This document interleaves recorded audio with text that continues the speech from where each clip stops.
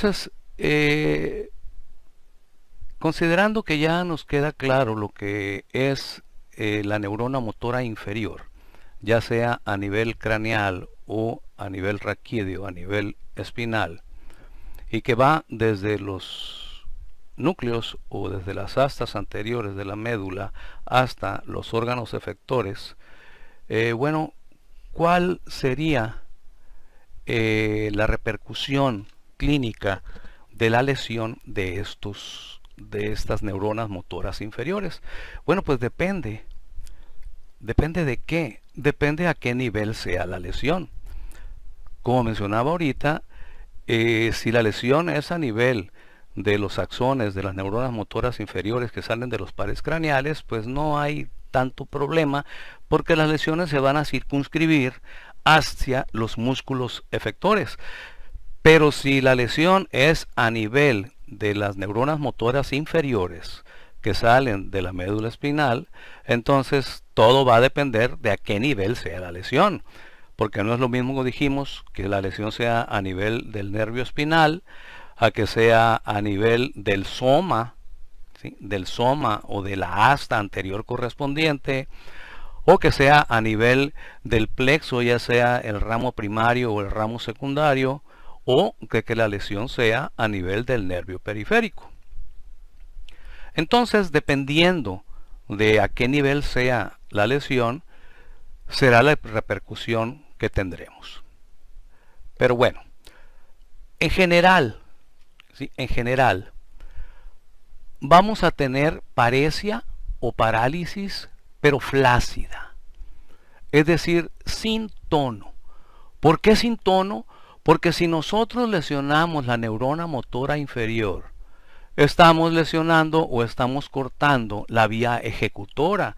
Y aunque estén sanas las otras vías motoras, que son la neurona motora superior, las vías cerebelosas y la vía extrapiramidal, de cualquier forma no va a llegar el estímulo, no va a llegar la orden a los músculos correspondientes si tenemos lesionadas las neuronas motoras inferiores que corresponden a esos grupos musculares.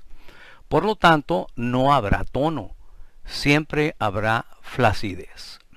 Ahora, puede haber paresia o puede haber parálisis dependiendo a qué nivel sea la lesión. Si la lesión es a nivel de la médula espinal, que lesione ambas astas anteriores de la médula espinal, bueno, si es la lesión de C5 para abajo, habrá una paraparesia o paraplegia. Recuérdense que el término plegia significa parálisis. Si la lesión es en la médula y es por debajo de T1, perdón, no es de C5, si es por debajo de T1, es decir, por debajo de donde termina el plexo braquial, pues vamos a tener función en el plexo braquial, es decir, los miembros superiores no estarán afectados, pero de ahí para abajo sí habrá afectación motora, principalmente en ambos miembros inferiores. Entonces, a la afectación motora de ambos miembros inferiores se le pone el prefijo para. Entonces tendremos una paraparesia o una paraplegia dependiendo de la extensión del daño de las astas anteriores de la médula por debajo de T1. Ahora bien, si la lesión es entre C3 y C5, es decir, entre la tercera y quinta vértebra cervical o tercero y quinto segmentos cervicales, entonces ahí va a estar involucrado también el plexo braquial. ¿Por qué? Porque el plexo braquial empieza ese ciclo.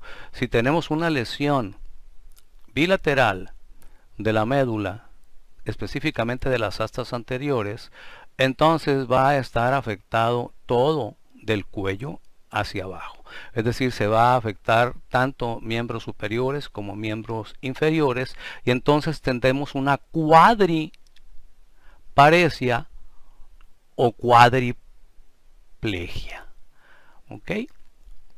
¿Por qué? Porque si la lesión es por arriba de C5, entonces pues ya de ahí hacia abajo no va a haber actividad de las neuronas motoras inferiores y por lo tanto pues no habrá actividad muscular por denervación. Bien, ¿ok? Ahora hay que tomar en cuenta que ya lesiones de la médula espinal por arriba de C3 pues ya prácticamente se consideran incompatibles con la vida, ¿no? Que pues tal vez en un momento dado sería mejor, no sé, ya depende de lo que piense cada quien. Si va a haber una lesión que nos deje cuadriplégicos, pues a lo mejor sería preferible que la lesión sea arriba de C3, ya ustedes echen a volar su imaginación por qué.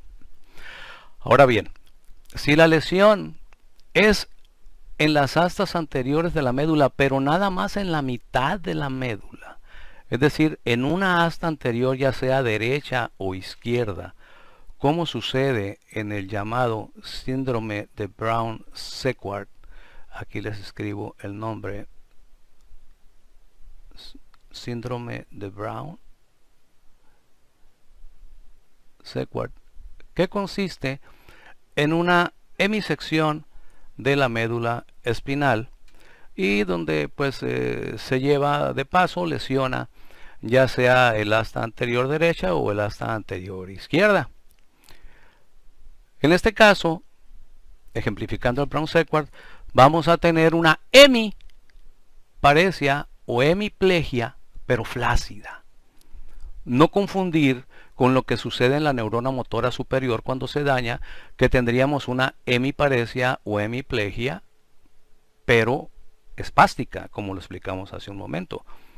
Aquí, como estamos hablando de lesión de la asta anterior, donde está la neurona motora inferior, estamos lesionando la vía ejecutora, por lo tanto no habrá actividad sobre el músculo de ningún tipo y tendremos flacidez. Entonces, en ejemplos de lesión de la mitad de la médula, como es el síndrome de Brown-Séquard, tendremos una hemiparesia o hemiplegia flácida. O bien, si tenemos lesión selectiva de un nervio periférico, al que ustedes le quieran poner nombre, si hablamos de miembro superior, el axilar, el musculocutáneo, el radial, el cubital, o en miembros inferiores, el peroneo, el femoral, el que ustedes quieran, vamos a tener una monoparesia o monoplejía, es decir, una sola extremidad o un segmento de una extremidad, ya dependiendo de los músculos que se encuentren denervados, que a su vez depende del nervio que esté lesionado. Entonces, por eso explicamos que en las lesiones de la neurona motora inferior podemos tener nosotros ya sea una cuadriparesia o cuadriplejía, si las lesiones son por encima de C5, una paraparesia o paraplejía, si la lesión es por debajo de C5, una hemiparesia o hemiplejía, si está lesionada la mitad de la sustancia gris de la médula espinal, como es el caso del síndrome de Brown-Séquard, o bien una monoplejía, si el daño se encuentra selectivamente en uno o un grupo de nervios periféricos que van a dar inervación a una de las extremidades, pero siempre sea cuadri, hemi, para o mono, será de tipo flácido. Como hay flacidez y todo lo que no se usa se atrofia, pues va a haber atrofia muscular, una atrofia muscular que va a suceder en unas cuantas semanas, en ocasiones basta un par de semanas para que empecemos a notar la disminución de volumen de los músculos involucrados. Va a haber hiporreflexia osteotendinosa, es decir, los reflejos osteotendinosos aquí estarán disminuidos o desaparecidos, a diferencia del síndrome de neurona motora superior. y habrá fasciculaciones.